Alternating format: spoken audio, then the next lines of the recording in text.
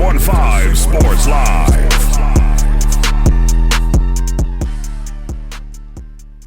Thank you for tuning in to 615 Sports Live, sponsored by Fadeaway Sports Barbershop. My name is Keith Judkins, my co-host Ryan Givens. Yes, sir, and we're here with Jeremy Pope, the founder of Next Level Sports and the head coach of Valor Men's Basketball. Jeremy, how you doing today, man? Doing good. Happy to be here, fellas. What's going on? What's up, Coach Pope? Nothing much. It's a little hot under these lights, man. Give me like five minutes, and then we're going to stop the sweat. No, for sure. Yeah, but you probably just got out of a workout with Kurt. It's actually on my phone. I'm not excited. Shout out to Kurt. Man. All right, Coach Pope. Thank you for coming on the show today, man. Let's talk about Next Level Skills Basketball and the program that you run here in Nashville, Tennessee. Yeah, so we have players all the way from middle school through college players, just making sure that they're ready to perform on the court, but more importantly, what they're doing off the court. So Next Level Skills is all about being able to get your education in an efficient way, especially once you get to college. Can we get that college degree with the least amount of tuition money paid? So we make sure that when you're in high school that you're creating good habits academically, you're preparing for college, the academic side and also the social side of everything that's going on. So we do things like a mentoring program. When you're a senior, you get to get matched up with somebody that works in the field that you want to study. We do ACT prep. We do cooking classes because athletes need to know how to cook for themselves, especially once they get to school.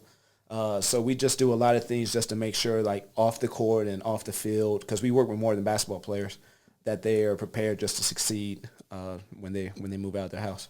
Okay.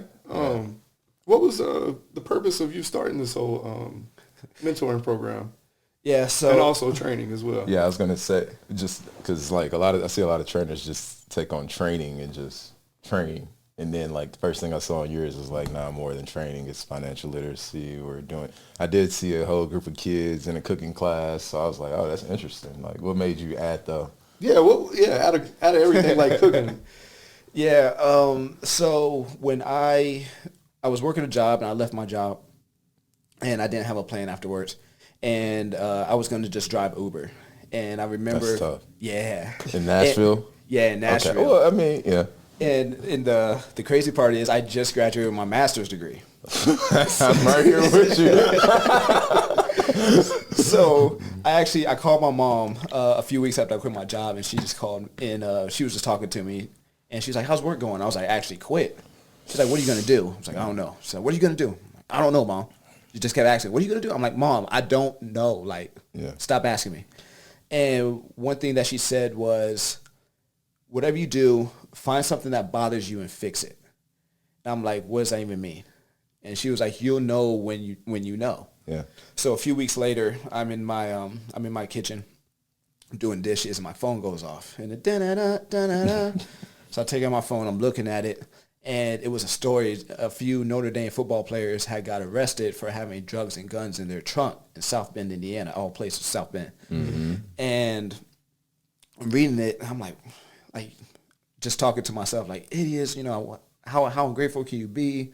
Like, you had this opportunity to get a degree from Notre Dame, one of the top schools in the country, for free, play football. And I was just talking to myself. And my wife came in and was like, hey, like, what's going on? You all right? So I explained the story to her, and her question to me was, don't you hate Notre Dame? I'm like, I do. And she's like, aren't you a Ohio State fan? I'm like, I am a Ohio State fan. And she's like, why does it bother you so much? That's when the light bulb went off. I was like, this does bother me. So being a collegiate student athlete myself, like, I really value a college education and the college experience and traveling as an athlete and all that type of stuff. And in my mind, it was like, how can I help student athletes get to that end point? How can I help them get that degree?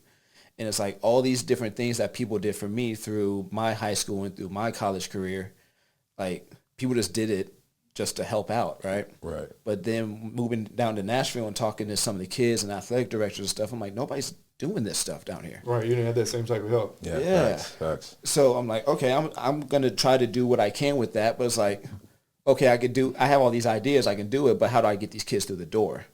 It's like, well, I'm only 5'8". I played on scholarship. Yeah. I learned the game. I can teach the game. So just started training. And then it was like, I got one kid in the door and talked to him. Hey, why aren't you getting recruited? What's going on? He's like, I don't know what's going on. Well, did you fill out the NCAA eligibility center paperwork? What's the eligibility center? You got to fill that out. They're not going to recruit you unless you fill it out. Right. So it's like we got one kid in the door, and then next thing we got 3. Now we got 5. Now we're up to 13. Now we're up to 20-some. Now we're to the point where we're working with about 80, 90 players. Wow. And then we're also helping majority of them off the ones that want to be helped off the court. We're helping them off the court as well. That's amazing.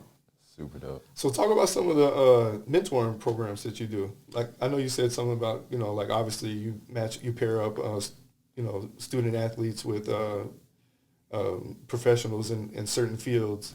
Go on a little bit about that. Yeah, so the seniors, once they're seniors, and we start in March, usually right after season's over, and they come to me and say, hey, this is what I want to study in college. And the idea of it is we go and find somebody that works in that field, so that way they have another outlet. Studies show that people with mentors, they succeed just a lot more than people without mentors. Yeah. Like you always hear it, like people need a team of support around them. Like no matter what it is, if it's peers or if it's mentors or whatever it is, like your community matters. So we try to put somebody that's been through what they're about to go through. So they spend 6 months with them and they just go through a lot of the difficulties they're going to run into. What are the good things you're going to run into? What are the highs and lows? All that type of stuff. And then it's been a great program. We've been running that, I think, for 5 or 6 years. Actually just got a text message right when I drove in. We just got an architect that just committed to the program. Wow. Okay. I have a kid that wants to be an architect. I have a kid that wants to work with prosthetics. So we have a mentor from a prosthetics place here in Nashville. Yeah. I've got the COO of the Nashville Sports Council on board. He's one of my board members now. It's crazy with that basketball. How do you network and link, especially with you involved in so much, in almost 90 kids' lives? Mm-hmm. How do you take the time to say, hey, I want to go to, how do you find that balance? How do you? I have a great team, my staff. So actually, I started building a staff.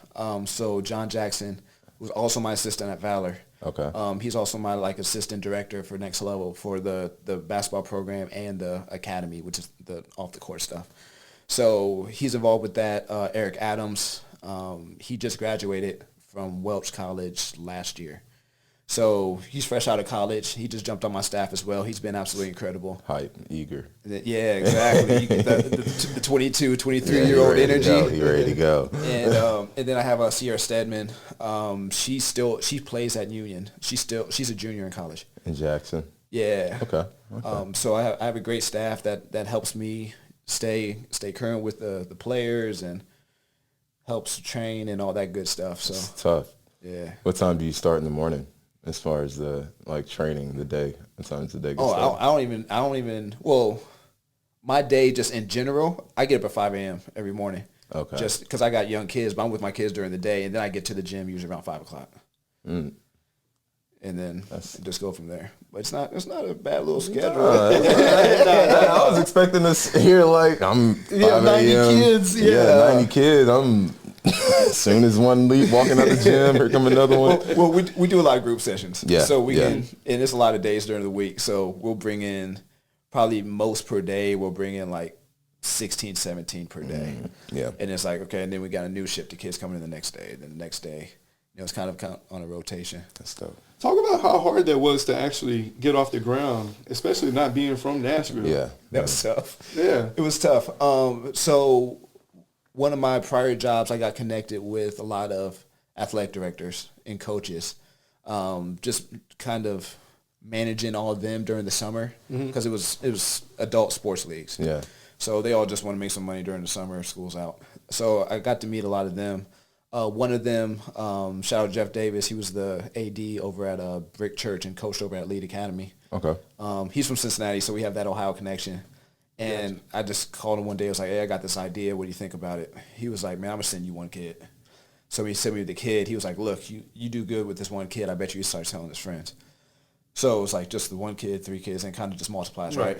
But it's funny now because like the gym is packed a lot, and we'll have kids just all over the place. That's tough. And you know, one of my players that plays over at Hillsborough, he comes over to me one day and goes, "Hey Pope, how much you make tonight?" Like, dog, out my pockets. Pockets, yeah. It is These like, kids these days. right? He's like, hold on, there's 17 kids in here. 17 kids, and I'm paying. Yeah, Right, he's doing the math. And Coach finna take everybody out for pizza. right, like, Pope got it. No, Like chill out. Coach. I gotta pay rent and staff. But I'm like, he's like, man, he was like, the gym's always packed. Like, he's like, come on, tell me. Yeah. I was like, but you weren't there for the first 3 years, where you know I would go to a gym, I sit there for 3 hours, and maybe 1 kid showed up. You know, or you know, I sit there. I've gone to a gym before, sat there for 2 hours, and nobody showed up, even though they told me they was coming. So it was just a lot of like having to be consistent, no matter how many kids was there, and just kind of trusting that if I put in good work and I'm actually trying to help them, you know, move forward and everything that they're trying to do, Right. that they'll bring a friend or they'll bring a teammate or the parents, but that takes time. Trust too. You got to build that trust. Exactly. So it's just being consistent. I was even telling somebody the other day, like, I'm going into my 8th year of doing this. I've canceled 1 workout in 8 years, and it was because it was a tornado warning outside. Better than me. So I don't. Consistency is key for sure. That's it. So just being reliable, and you know, you call me. I've always said that you're like Nashville's best kept secret for sure. Thanks. Like I think a lot of more kids should know about you for sure. Thanks. Yeah. You know, I'm just. He's solid, man. He's a good guy, man. Might have check him out. I know some of his guys. I mean, he said Caleb. I'm pretty aware of Caleb's game. Yeah, Caleb Grimes, that's my guy. He's I started working with him when I think he was a junior in high school. Mm-hmm. I know he was he still works with Skill Wing Marcus. Yeah. I met Marcus. Shout out to Marcus. Yeah, I met Marcus outside of Knowledge one day, just real random. He was walking out, I was walking in for workouts. Man. I met him. I was like, man, that's a cool guy. He's super chill. Yeah. He be dropping shoes. I was like, all right, Marcus, you dropping shoes on me? That's crazy. Right. I love him, though. Shout out to Skill Week, for sure. Man. Sure. Caleb's has been great. Trying to think who else. So we talked about Tyshawn Ford. Tyshawn, yep. So that's one of my guys. I've been working with him since he was in 7th, 8th grade. Yeah. So that's one of those that kind of just trickled in, and like you said, the younger to start. Yeah. So how often do you go to your kids' games? Actually, so before I started coaching, I was going to almost every single player's games at least twice a season. Right. Since I started coaching, like I really haven't. It's hard now. Yeah, it's hard now. I'll stream the games. Mm-hmm. Like if I'm at home and we don't have a game that night, and it's like because I'm married with 2 kids, like it's hard to leave the house when I don't have to leave the house. You know what I'm saying? Right, for sure. But I'll stream the games and watch the guys play, and girls. I got a few girls too. But we'll talk about your journey at Valor. Yeah, I was gonna say that I want to hear about the head coach and how you balancing all of this. Exactly. Well, so Valor. So Coach McNeil, this is a long time ago. So 2000, I want to say 2017, 2018. It's crazy because it don't really, like, it didn't sound, that's probably like 2 years ago for me. Sound like it. Right, we're in 2024. Yeah, we all on the same page. A couple years ago. Yeah, so kids now, you said that, they like, right. It was in elementary school. So he took me, he was the girls coach over at Lead. Okay. And when I was trying to get things going, I actually got kicked out of a gym. I was looking for a gym. And he was like, we got 2 gyms over here at Lead, can you help me out with the girls team? You can bring your own players. Lead Academy down here at the downtown. Yeah. Ooh, yeah, that's yeah. We got a gym open for you. Right. Right. And we went. So I was doing that, and then he left, And he was like, "Hey, Pope, I just want to let you know I'm leaving. I took a new job." Okay. And he was like, "You're going to have to deal with the AD," because I was just dealing with him. He's like, "You're going to have to deal with the AD." AD comes in and was like, "Hey, McNeil's gone. You're going to have to pay." I forgot. They tried to charge me something outlandish. And I was like, I can't do this anymore. So I got kicked out of that gym too. And that's how I ended up over at Carpenter Square. But McNeil calls me one day and goes, "Hey, Valor High School is starting. Would you be interested in coaching? They're going to start a varsity team next year." This is like the school, like the high school was only going into their second year. Right. And it's only freshmen at this point. And he was like, "They're about to start a varsity team. Are you interested in coaching, looking for a coach?" And my immediate answer was no. like, why would you even ask me that? And I was like, I don't got time for it, because at the time I was training and I was working full-time at the YMCA, and I had just had my first daughter. Yeah. And I was like, dude, I don't got time for that. And then he was like, "Well, would you be interested in training them?" I was like, "Yeah, I'll train them for sure. I'll add them to the list, come through, a few times a week and train them. Yeah, let's do that." Right. So I started doing that, and then I quit at the Y. And I was just like, I just quit my full-time job. You see a theme going on? I quit full-time jobs a lot. Yeah, I like that. It's like, you know what? I ain't feeling this today. Right, like, I'm done. Yeah. And actually wrote my... So you can't fire me. I'll fire y'all. It's a wrap. It was I actually sent in my 2 week Count notice. your days, Valor. Count your days. I'm just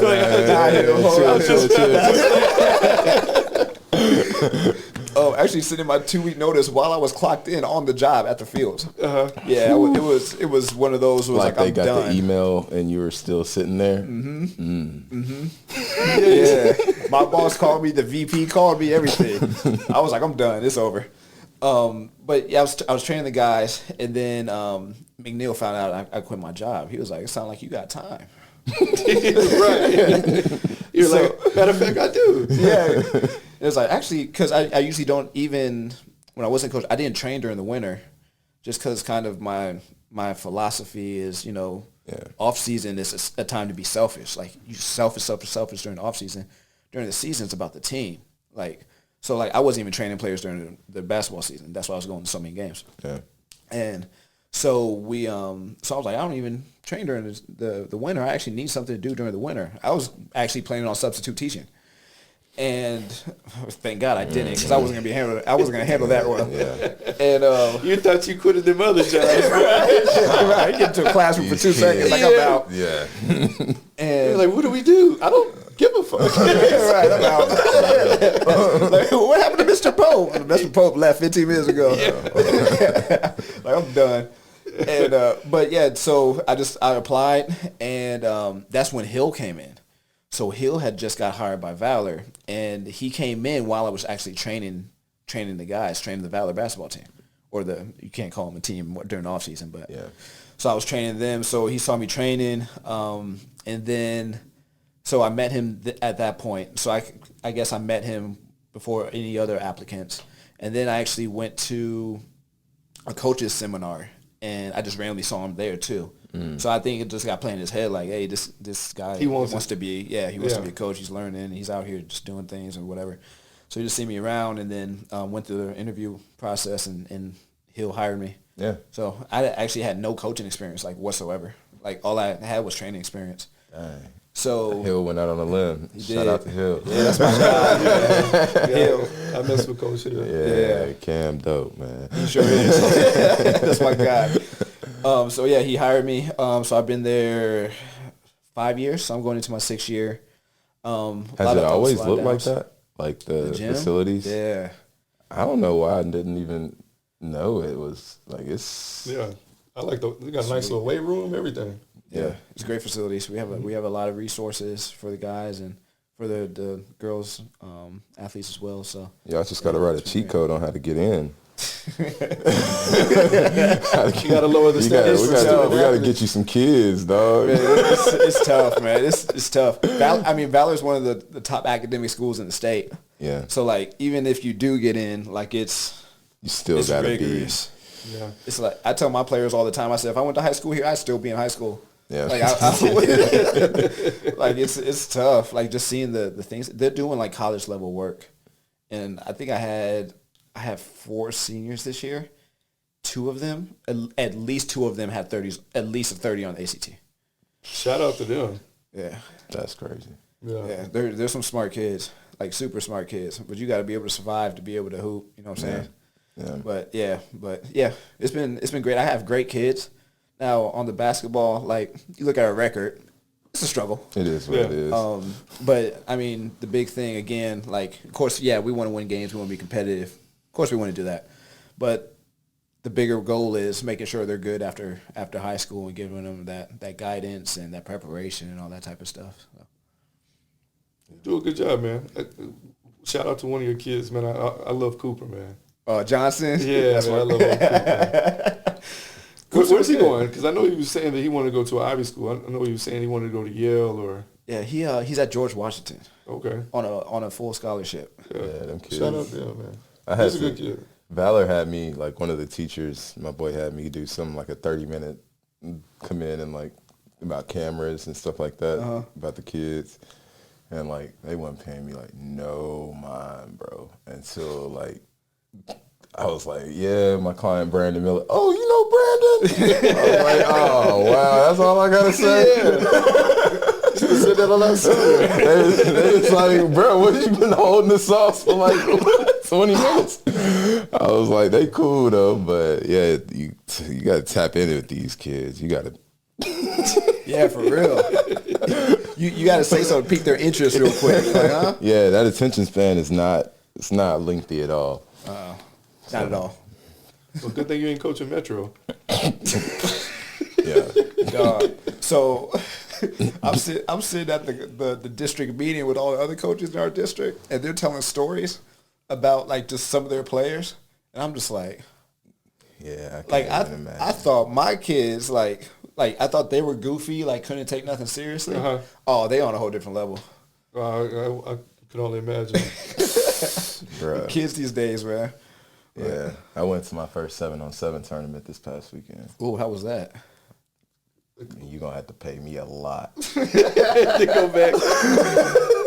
You see Cam got jumped at the 7-on-7. As soon as I got in the car, I got on Twitter and saw Cam getting jumped. I was like, yeah, this just confirms it. Nobody's safe. This is a dangerous environment. Yeah, bro. The parents. They're savages. Yeah, the kids. That's AAU culture too. Yeah, but that 7-on-7 was like times 10. I believe it. Yeah, I like AAU. You can balance it out, but it was like fire versus fire. I was like, this is crazy.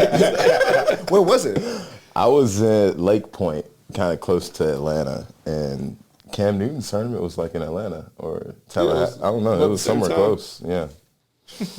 Yeah, they was on that energy though. All of them were on that same type of time. I believe it. Yeah, man. Okay, Coach Poe. Let's talk about the creation of public school versus private school All-Star Game. Yeah. So, actually, when I was partnered with Carpenter Square, again a long time ago. They were trying to come up with a fundraiser. We were doing like a little 3-on-3 tournament type thing, and they were like, "Man, this isn't jumping off." So, It was just like a random 3-on-3. Yeah, it was just a little 3-on-3 tournament. Grab your 3. Yeah, it sounds High school big 3. My boy was high school back then. But it was they were connected to the church, so there was a team of like just some old guys that was hooping, but they won every year. And I had a team. I was playing with like some of my high school guys. We couldn't beat these old guys. They just made every single shot. Yeah. What are you gonna do about It's it? like you can't block a hook shot. For real. They shoot 15-foot hook shots. Yeah, and they know where every shot is before it's going. They're like, what? But yeah, one of the so Joe Hemphill, he comes up to me. He's like, "Hey, what do you think?" He's like, "Are there any All-Star games around?" I'm like thinking, like, is there? So I really started. I did some research. Now BCAT has their thing, but it's hard to find. Like I had to text a player today. I just seen stuff like that on Twitter, like the BCAT All-Stars. Yeah. It's hard to find. Yeah. Like That's the whole state, though, right? Yeah. Yeah. Yeah, and but I didn't know this at this point. I found out the day or a week before my first All-Star game we did. We'll talk about that later. But I couldn't find any All-Star games. So talking to a lot of my players, especially in workouts, like a lot of the arguments are just, who you think's the better player. And they'll name somebody from a private school and then they'll name somebody from a public school. And it's like, who's got the better team? Brentwood Academy or Hillsborough. It's like, but it was just always this back and forth between private school and public school. And I feel like being here in Nashville, like it's such a divide.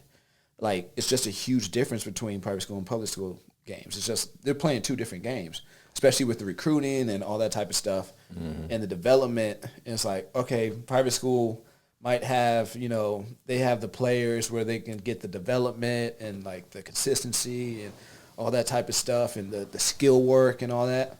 It's like, but public school got them dogs. They hungry. Yeah. They might not have the resources, but man, they can play and they're going to go. They got that motor. And so it's like, why not take the best of the private school and put it against the best of the public school? We can battle it out. We can solve these arguments. All right. So the first year that we were going to do it actually got shut down by COVID. And that was going to be a fun year because I was super excited about Chaz Lanier versus Will Pruitt. Yeah. That's what I wanted to see. Will Pruitt. Because we had both of them. And they were both ready to go. I actually saw Chaz this summer at Carson Badgett's graduation party. Okay. So I'm looking, because I knew Carson and Chaz, their moms are good friends. Gotcha. And so I've been training Carson since he was a freshman. And so I went over there, and I was looking like, is that Chaz? So I went over and introduced myself. I'm Coach Pope. He's like, oh, what's up? He's like, man, I wish I would have played in the All-Star game. Yeah, COVID. So COVID shut that down. We had a nice little roster for both teams for that year. So that got shut down, and then 21 we didn't do it because COVID was still kind of lurking around. And then we did 22, and that was the first time we did it. And I just went blank. Why did I just forget his name? Oh, that's Andrew. From Prep Hoops. From Prep Hoops. Yep. Andrew Force. Yep. Yeah, Andrew Force. I hired him to do the rosters, because he does all the write-ups, he does all the rankings and all that type of stuff. He knows everybody. Right. Like, it's good to partner with him. Yeah, and I asked him about a kid. He was like, yeah, I just talked to his dad last night. Yeah, I just talked to that kid. And all right, so 22 comes. I'm like, hey, can you put together brackets or the rosters? I keep saying brackets. Can you put together rosters? He was like, yeah. So he sends me all these names. He's just sending me names. At this point, I don't even know half of these kids. And even like Malik Dia, again, he's in the private school world. That's a whole different world. And I'm over at Valor. I'm trying to get our 5th, 6th win of the season and trying to get a 4th seed in our district. Right. I'm not paying attention to Innsworth. Right, for sure. And he's like, hey, yeah, Malik Dia's in. I was like, cool. All right, what does that mean? He's like, no, you don't understand. That's your biggest. Malik Dia's in. Yeah, right. He's killing it right now. Belmont too. Yeah, he is. Yeah. And so Malik, so we do like a little promo shoot type thing before, and I just take some videos of the guys, and we do like this release video. And then Malik doesn't show up. So I call him, and I'm like, hey, you still good? He was like, yeah. He was like, something came up. I couldn't make it today. I heard big time. I was like, got you. I'm like, all right. So then practice. So we always do one practice before the game so the guys can meet each other. Coaches can put in something if they want to, whatever. Right. And he doesn't come to practice. So I'm like, okay. So I'm talking to, I forgot the coach's name from that year, but he was an assistant at JP2. I was like, hey, you think Malik's going to show up? He said, hey, I call Malik a ghost. It was like, he's kind of just a myth. Mm-hmm. Like, you just hear all these, like, he's like this incredible player, but you just never see him. I was like, what? He was like, but he'll always show up. He'll always show up when it's time to, when it's time to hoop, he's going to show up. I was like, all right. Man, that game day, he walked through that door and ducked through the doorway. I said, oh, my gosh. He was like, where I got to sign this waiver at? He was like, where I put my shoes on at? Yeah. I was like, oh, he mean business. Man, he came in and Come here, big fella. right. Yeah. But it was fun. And he was the first He was the All-Star first MVP too. Yeah, he scored like 36, Yeah, I'm 38 sure he so went crazy. He went nuts. But it was even so he was matched up against Eli Rice that game. So it was, Eli's nice, yeah. Yeah. Eli's in Nebraska right now. yeah. So that first game was He was just so far out. Where was Eli at? He was at Beach. Yeah. And we had Christian Shaw too. Christian was nice, but was his leg broke? He broke his arm like 2 hours before the game, before the All-Star game. So he was at the BCAT All-Star event. So this is how I found out BCAT had a thing. So they had the players had contacted me because BCAT contacted a lot of players I contacted. And they were like, well, BCAT has, like, we have these BCAT games in the morning, then you have your thing in the afternoon. Like, is it cool if we do both? I'm like, yeah, you can do both. And so Christian played at BCAT, and then he went up for a dunk. Yeah, I remember that. Yeah. That was crazy. So he broke his arm right before, like 2 hours before the game. And didn't you say a lot of players was thinking about not even coming to your game because of seeing that happen? Yeah. So, because Eli and Christian, you know, they played at Beach. They're real good friends. Eli walked into the door, and he was just shaking his head. I was like, "How's Christian doing?"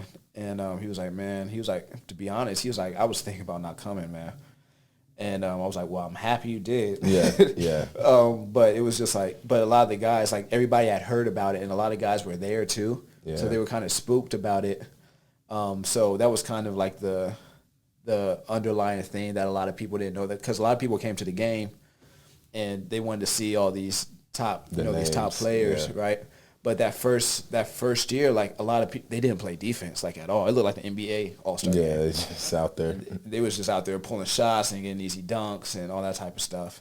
And people were like, that was cool to see, all these players play together and da-da-da. And but it was like, but nobody played defense. Right. And like in the back of my mind, I'm like, well, yeah, Christian broke his arm. Everybody was spooked. Yeah.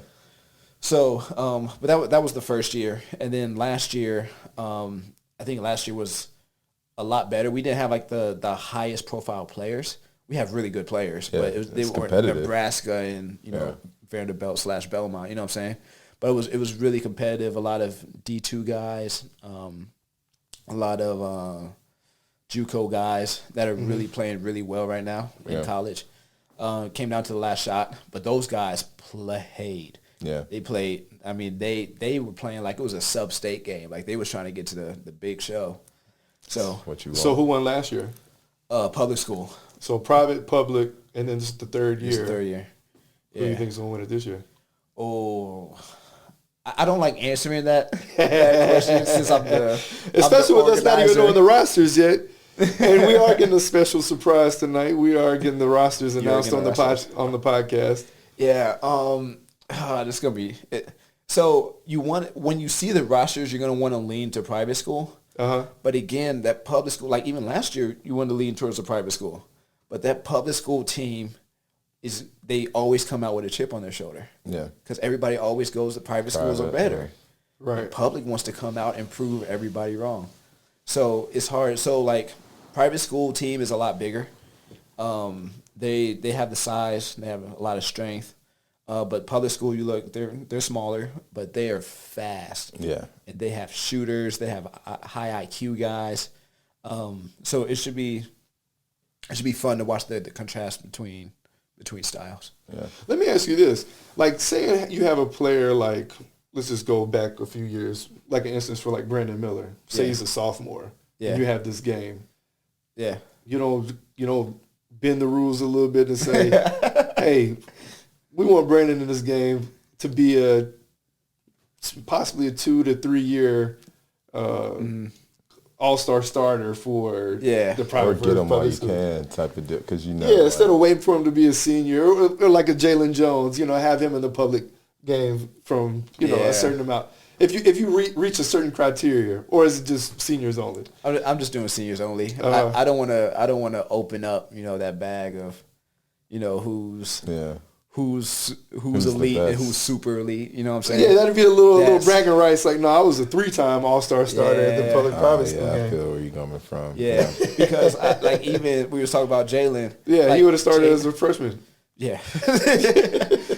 He was actually at the game. He was at the first All-Star game. He was there like watching because we had a few players from East that were on that first roster. First roster, yeah. And so he was there. And then it was like time for senior year. We get Jalen. Jalen was excited because Jalen had been asking me for years. He would DM me on IG, hey, am I on the roster? Like, I'm like, rosters are done. Hey, am I on there? Yeah. Like, it's only for seniors, Jalen. Junior, hey, am I on there? I'm like, Jalen, it's only for seniors, man. And then senior year comes around. He was like, it's time. Yeah, I'm like, yeah. Of course, you're on there. Yeah, you on there. Yeah, for sure. And then, we get to about a week out, 2 weeks out, and Iverson Classic was like, hey, Yeah. And he was like, man, I'm sorry, Pope, but yeah. I was like, man, I completely understand that. Yeah. But yeah, I completely understand where you're coming from. Yeah, but I just keep it seniors. Right. Yeah. So let's announce the rosters, man. I'm excited to hear about that. I would like to see if you said public, you leaning more towards the public. No, he said private. You're gonna want to lean towards private school. It's one name. It's only one name that'll just like defy it for me. That'll make it be like, oh yeah, private. Well, is it Tyler? Well, yeah, for sure. So I'm gonna let you know right now. We weren't able to get Tyler. Yeah. We tried. BCAT. We tried. Or parents. He just wouldn't get back to us. Oh. He just didn't get back to us. You hit Spence? Yeah, you guys. I don't even know who Spence is, to be honest. Don't say that on there. You said it. Spence runs an all-around game. He's him and Jamal are cousins. Oh, okay. Yeah. I know who you're talking about. Yeah, a little light-skinned dude. We went through Jamal. That little light skin. Shout out to Spence. I didn't know that was his name. I know who you're talking about. Yeah. We actually went through Jamal. Oh yeah. Yeah, and then we got Tyler's phone number. We left him some voicemails. Nothing. And then I DM'd on IG too, and then just nothing. He was supposed to call us back. Yeah. One day we didn't get him. Yeah. I don't know if he has something else planned or what, but we tried. You still got time, Tyler. I'm telling you, hey, if Tyler was like, let me in. Yeah, for sure. Yeah, come on, I got a spot. Private school might be in shambles. I don't know. But we tried. That was one of the guys where it was like I called Andrew. It was like, hey, we have to try to get Tyler. Yeah, for sure. Gotta get you a little NIL scholarship. Maybe a sponsor for the game. Package. Yeah, you gotta send a McDonald's bag. Which roster are you gonna give out first, private or public? We do private. Okay. We do private. All right. So this is no particular order. It's just the way that I put it in my Excel sheet. So we got Maddox Roth from CPA. Mm-hmm. Tavion Comage. I don't know if you guys know who that is. What school? Kid is a dog. Webb. Yeah, Webb. Oh, yeah. Yeah, I know who you're talking about. Hey. A little high jumping. Yeah. Didn't he play football? I'm not sure. Oh. I'm not sure. The kid is, I think, like, he's the one that a lot of people I'd be might forgetting not about know. Webb because it's so far out there. Yeah. I got his tape. As soon as I got 10 seconds into his tape, I started texting his tape out. I've seen enough. Right. Like, this is ridiculous. Yeah. There's no reason he should dunk the ball that hard. Yeah, same kid. Ethan Sons from Davidson Academy. Kavion Jones. Kavion Jones is in. From BGA, he signed to TSU. Mm-hmm. Judson Bornstedt from PCA signed to Union. 6'8" wing. Did they win? That's a good question. I didn't hear anything today about PCA. I would imagine they did. Gotcha. Yeah. It's still kind of early. And then Noah Spence from Franklin Road Christian Academy. Fred Bailey from JP2. Antonio Wilkerson from JP2. And Blake Dean from Ezel. It's a good list. Okay, let's go with the public school. Forgot about little Fred. My bad, Fred. Hey, Fred can play, man. He's a dog, too. Woo! I watched a few JP2 games this season. Antonio, yeah. Hey. I've been watching them since like they 6th grade. Really? I got like a video of them when they I sent it to Fred one time. He was like, "How you?" I was like, "Dang!" I was like, I must be old. Yeah, they're different. Yeah. Both of them. Let's see. So public school, we have Kendall Solomon from MLK. Yeah. Maddox Bonenhammer from Antioch. Maddox, yeah. Odell Bradley from Beach. Arnez Anderson from Hillsboro. Rocco Lamuno from Ravenwood. William Carter Jr. from Overton. Cody Curtis from Lawson. John Lloyd from Mount Juliet. And Dante White from Laverne. What do you think? Public for sure. You on public? You on public? Yeah. I tell you, public's got dogs. Yeah. They're smaller, but they got dogs. Yeah, they got it. Like the first 5 names is gonna rip through them. It's gonna be a game for sure. It's gonna be a good game. All of those are competitors. Yeah. What's the date for the game? March 30th. March 30th. What time? March 30th. We start at 2:00 with the girls 3-point shootout, and then we'll start the girls game, and then halftime of the girls game we do the boys 3-point shootout. Then after the girls game we do the dunk contest, and then we start the boys game, and then halftime of the boys game we do the champion of the boys 3-point shootout versus the champion of the girls 3-point shootout. So it's a full. So y'all slate. Y'all started the Steph versus Sabrina. It originated here. Yeah. It sound familiar. Yeah. I like it. We I think last year, I think Maddie Lewis, the girl from Columbia Academy, I forgot, she scored a crazy amount of points in high school. She scored like 1,600 or something like that, 1,700 points. Girls be hooping, man. Man, going crazy. Yeah, they shots. I be thinking they can shoot better than boys. Yeah. Some of them can. Once they get that set shot, I'm like, oh yeah, gosh. We're gonna find out March 30th. Well, Yeah. so Yeah. The dunk contest you had last year was pretty good. yeah, Raz Armstrong. Yeah. Raz different, man. But that was really good. East. Yeah. Yeah. So he put on a show, Nasty. but the one nobody knew, and I didn't even know, Jack Carter from Good Pasture, stupid bounce. He pulled out the East Bay. He be hooking hard too. Hey, Jack Cole. Yeah, Oklahoma now. Yeah, yeah, Oklahoma now, right? No, he's down in Florida. Florida. I thought, okay. I forgot the name of the school, but he's somewhere down in Florida. Yeah, he's still hooping. Yeah. So he very strong player. But yeah, the dunk contest was really fun last year. That's cool. It gives kids a different opportunity to shine and be seen in the light that they think they're done hooping. So Right. Especially give them one extra game platform for their family, friends, come out and see. And a lot of the kids, especially the public school kids, aren't signed. yeah. Because like looking at the private school roster, there's like out of the 9, like I think like 5, maybe 5 or 6 are committed. They're committed / signed. Yeah, that's that gap you were talking about. You said nobody in public. Public, only one player is Rocco. That's tough. Rocco's going to Spring Hill. And that's because his community is, and that community, the community of down in people he's Brentwood. around. Yeah, down in Brentwood, Ravenwood, they gonna make sure that film get out. Or But the metro schools, it's tough. they like these are good. These are unbelievable players. They're skilled. They have good size. Good kids. Good grades.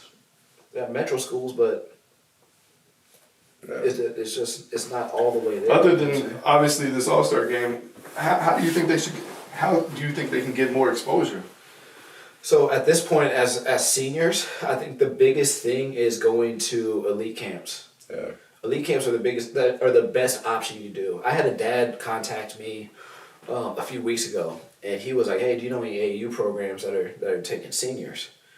And I'm like, "That's super hit or miss as a senior. Like, that usually doesn't work out because when college coaches go to recruit at AAU tournaments, they're going to look at kids they already know about. Yeah. They got a list. It's like, and the reason college coaches love AAU tournaments is because they can put together a list, and they're like, oh, I could go see 10 kids I'm already looking at in one location. Right.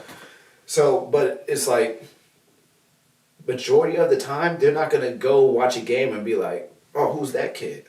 Like they're evaluating the kid that they're already there to watch. You know, so the elite camps, you are guaranteed to get in front of college coaches, to work with the college coaches, to play in front of the college coaches, like to interact with the college coaches. At AAU tournaments, you're not talking to the coach. Like you're not going over there and asking the college coach. Yeah, but at the camp, like the coaches, the actual college staff and other college staffs are putting you through the drills. So they're evaluating through drills. And you're more hands-on. Exactly.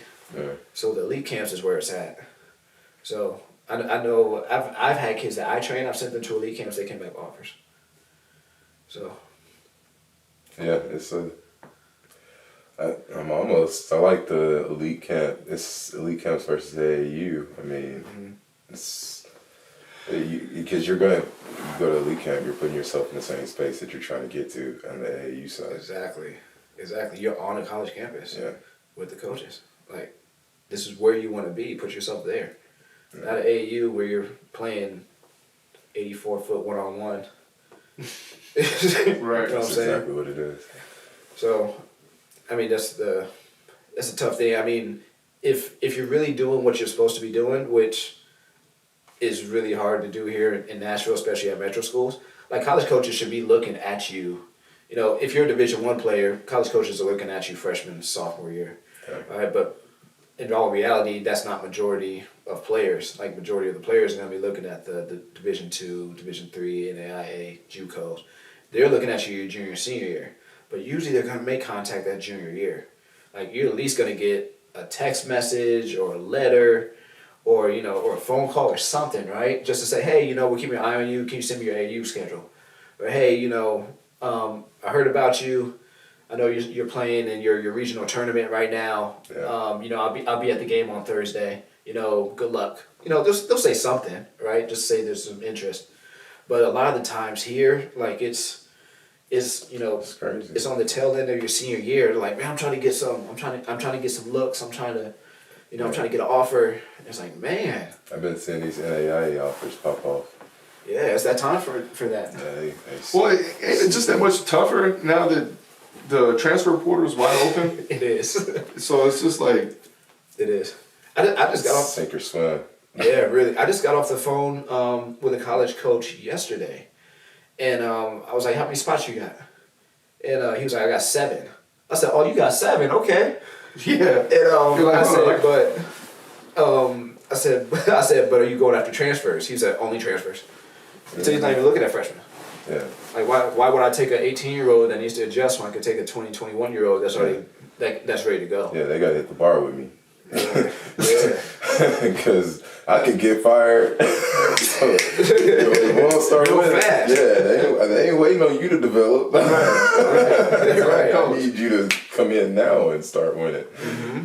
So I think that's another reason too. Like JUCOs is really starting to pop off too. Mm-hmm. Where like everybody was looking at JUCOs like that was the last option. Man, but if I had known, I definitely looked at it like, I ain't trying to go to JUCO. Let me go. Yeah, you got a 4-year, take the 4-year. Yeah. But it's like, JUCO. Now JUCO was like, hey, yeah, JUCO's the new thing. JUCO's what's gonna get me ready for the big time. Exactly. So it's the portal is making it super rough out here for a lot of players. So I know we talked off the air. I love the program that you created. Before you say you're not the program's not on the national website.